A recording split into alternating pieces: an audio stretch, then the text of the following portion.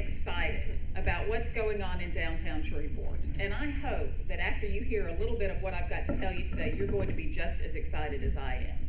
Let me say that one of the things that we do in our office every week is we put together a list, and it's a list of all the available properties in downtown Shreveport for either rental or sale.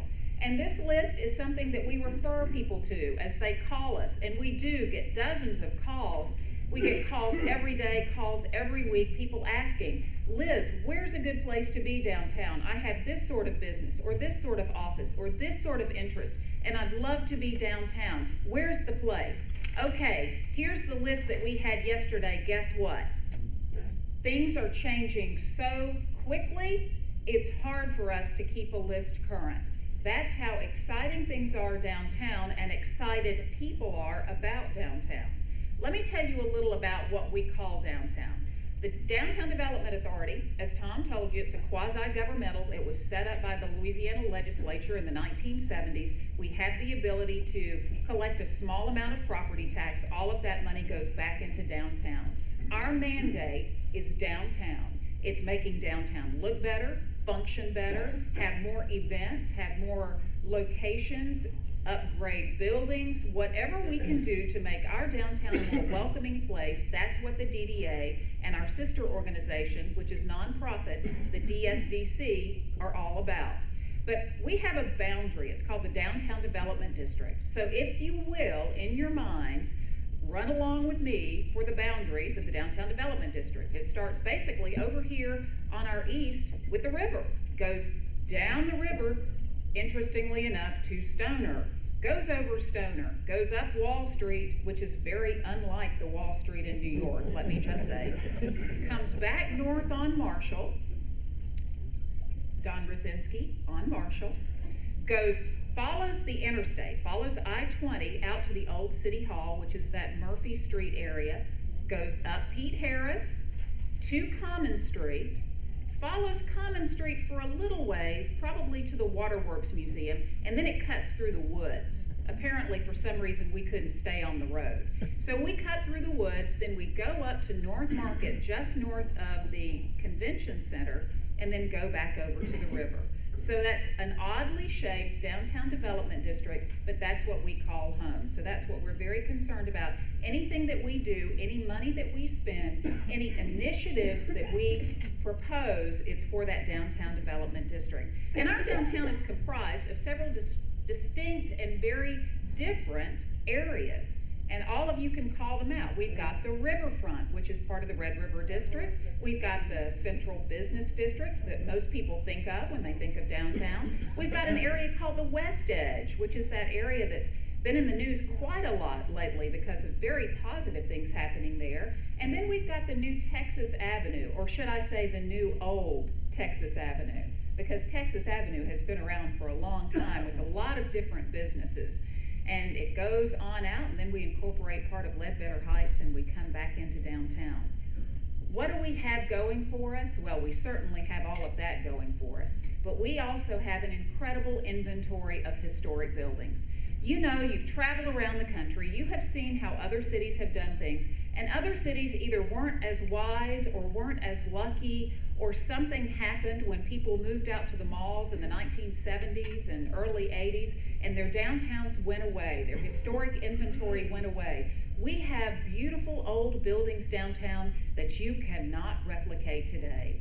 These are gorgeous buildings. Some were built around the 1900s, the 1920s.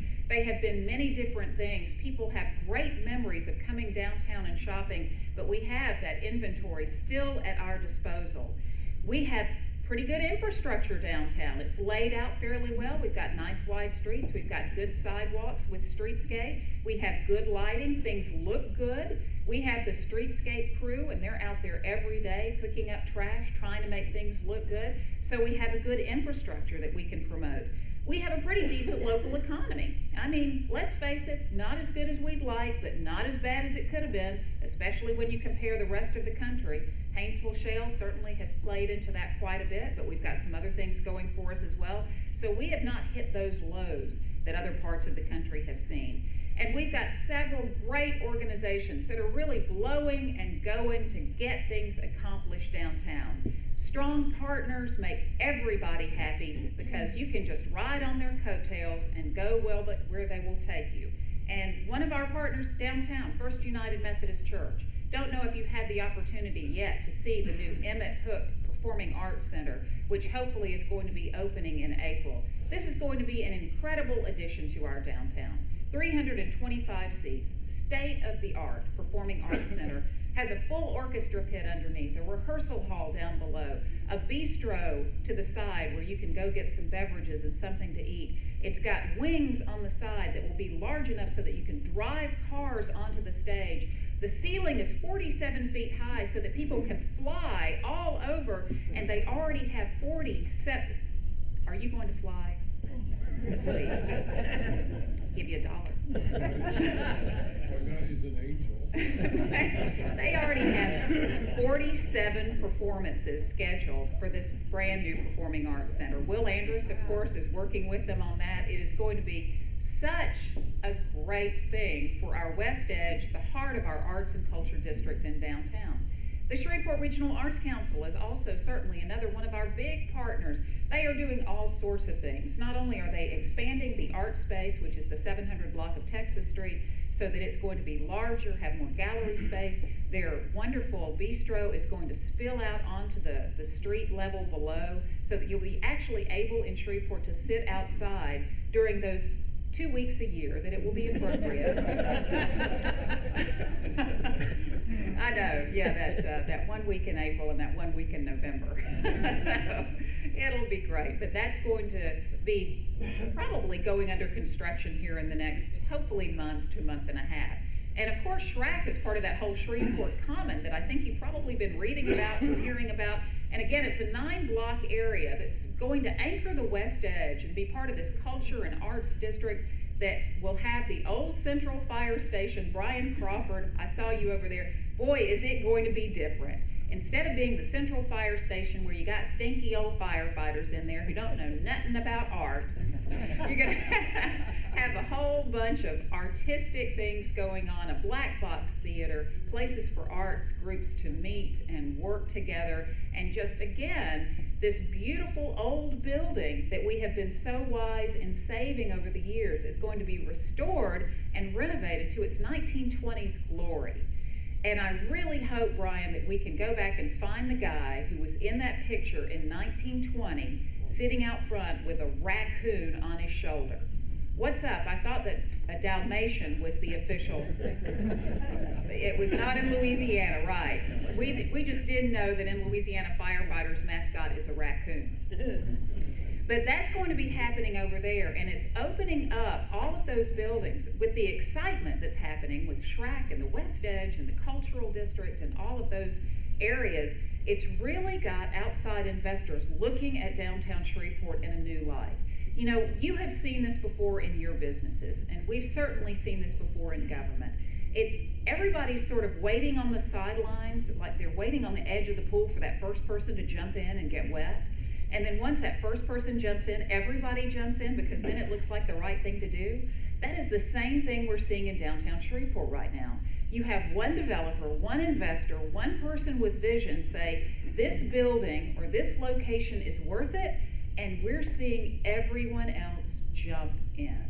I'm telling you that all the realtors that I've been talking to downtown have been seeing this excitement. Buildings that have sat vacant for a number of years are getting new interest, new life, new just respect, I guess you could say, because we've had this for so long and people have ignored it because there hasn't been anything going on.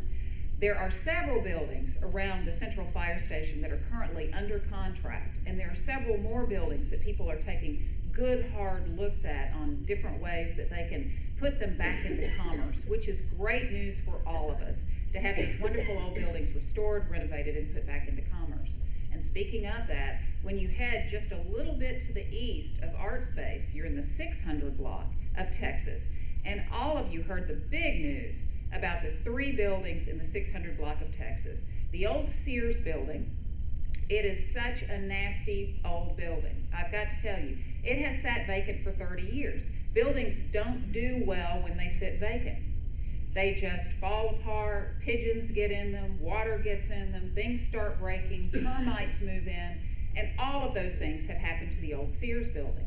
And it has sat there, and no one's really been interested, and no one's been willing to commit the resources, and no one's really had the resources because it's going to cost many millions of dollars. I like to tell people that owning an old building is a great thing, and I would encourage it. But seriously, I would only encourage it for those people who have the resources to handle it, as Tom Arsenault can tell you, he being the owner of several old houses in the Highland neighborhood. You know, all of us would love to own a historic, old, cool, neat building that has a great history, and you can pull up the old pictures and see what it used to be. But truly, I know that I can't own an old building. I don't have the bank account for it.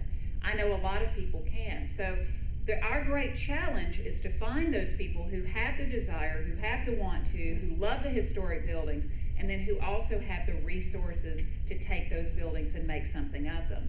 The Sears building is 70,000 square feet of need. It is a hole into which the gentleman who owns it now will be writing checks and throwing money into for a number of months to come, but he is committed to doing it.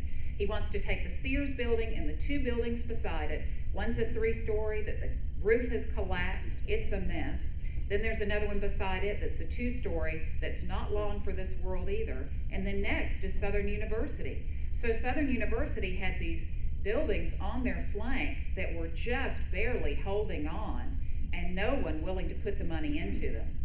We identified a gentleman, a developer out of New Orleans, who has a long history with historic buildings. His name is Roland von Kernatowski. Many of you know him because of his relationship with Tipitinas.